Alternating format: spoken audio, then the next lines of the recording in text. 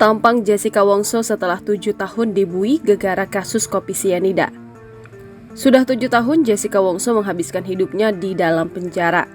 Ia menjadi penghuni lapas Pondok Bambu setelah divonis 20 tahun penjara dalam kasus kopi sianida yang menewaskan Wayan Mirna Salihin.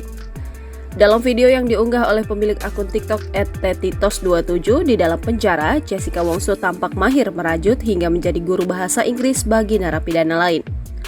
Kasus kopi sianida Jessica Wongso kembali menjadi sorotan publik setelah kisahnya tayang melalui film dokumenter berjudul Ice Cold, Murder, Coffee, and Jessica Wongso. Muncul pro dan kontra setelah film tersebut dirilis. Jessica Wongso divonis 20 tahun dalam kasus kopi sianida yang menewaskan Mirna Salihin. Sejak vonis tahun 2016 lalu, Jessica Wongso menjadi penghuni resmi lapas Pondok Bambu. 7 tahun sudah, gadis berusia 35 tahun tersebut tinggal di balik jeruji besi lapas Pondok Bambu. Dilansir dari tribunstyle.com, Otto Hasibuan selaku pengacara Jessica Wongso mengatakan dirinya rutin menjenguk Jessica selama di penjara. Menurutnya, ada banyak kegiatan positif yang dilakukan terpidana kasus kopi sianida tersebut.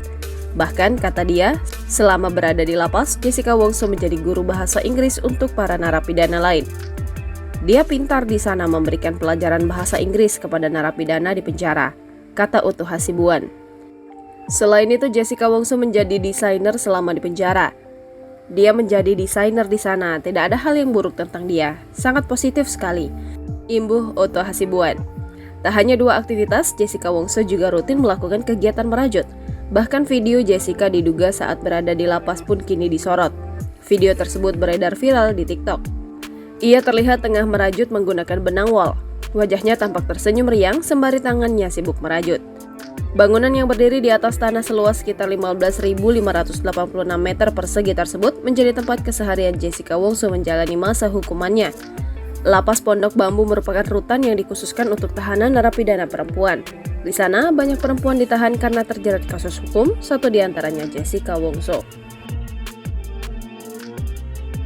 Download Tribun X sekarang, menghadirkan lokal menjadi Indonesia.